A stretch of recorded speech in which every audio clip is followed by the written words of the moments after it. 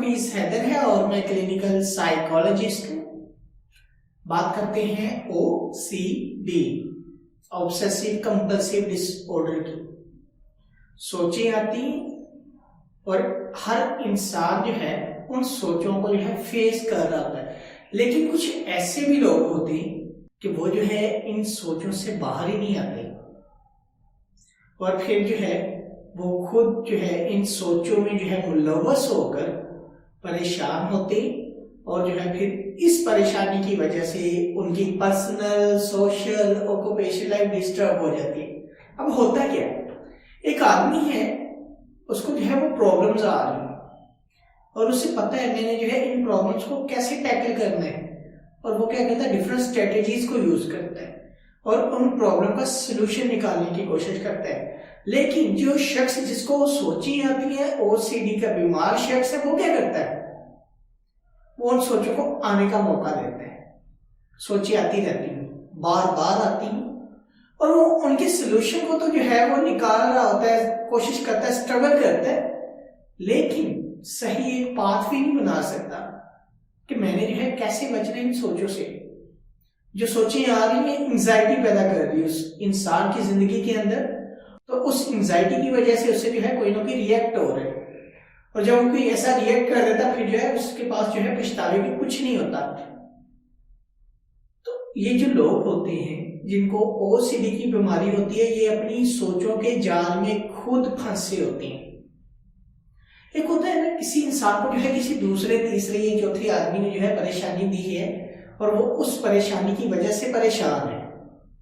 लेकिन ये जो लोग हैं अपनी ही परेशानी होती है, इनको अपनी ही सोचें होती हैं, कोई दूसरा परेशान कर ही नहीं सकता,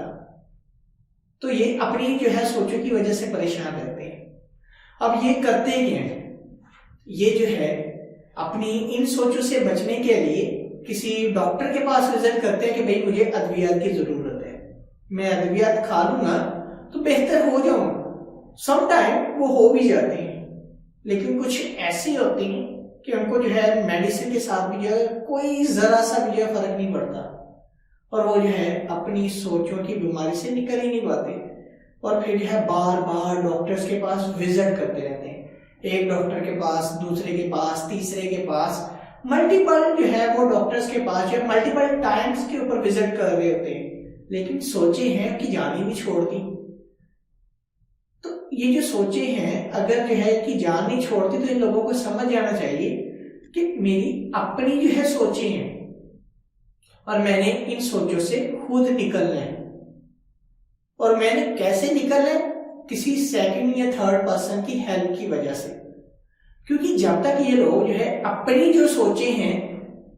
वो खुद के ऊपर इंप्लीमेंट करते रहेंगे और उन सोचों से मजबूर होकर जो है कोई ना कोई रिएक्ट करते रहेंगे, तो कभी भी अपनी सोचों से नहीं निकल पाएंगे, क्योंकि एरर भी इन्हीं की सोचों में है, डिस्टर्ब भी ये खुद है। तो इसलिए वो एरर को आइडेंटिफाई करने के लिए या तो बेस्ट जो है इनका साइकोलॉजिस्ट जो है इनकी हेल्प कर सकता है, या फिर जो है कोई साइकियाट्रिस्ट विद साइकोलॉजिस्ट जो है हेल्प कर सकते हैं, दोनों मिलकर मेडिसिन भी और साइकोथेरेपेटिक प्रोसीजर के जरिए भी।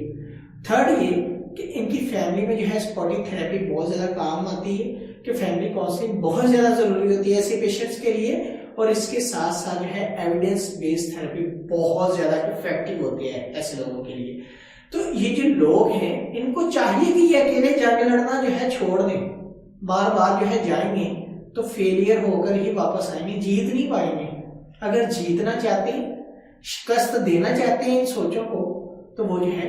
किसी साइकोलॉजिस्ट से कंसल्ट करें, ताकि जो है इनकी सोचों का एरर जो है वो फाइंड आउट हो सके, मालूम हो सके और जो है उनको जो है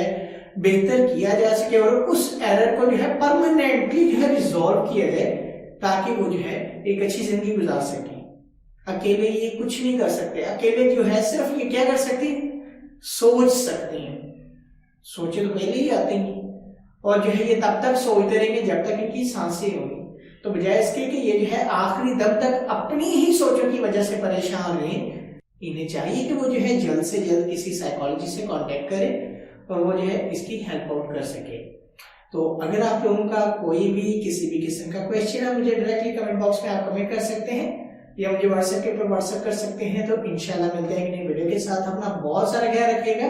ओके, अल्लाह हाफिज, अल्लाह निगहबान।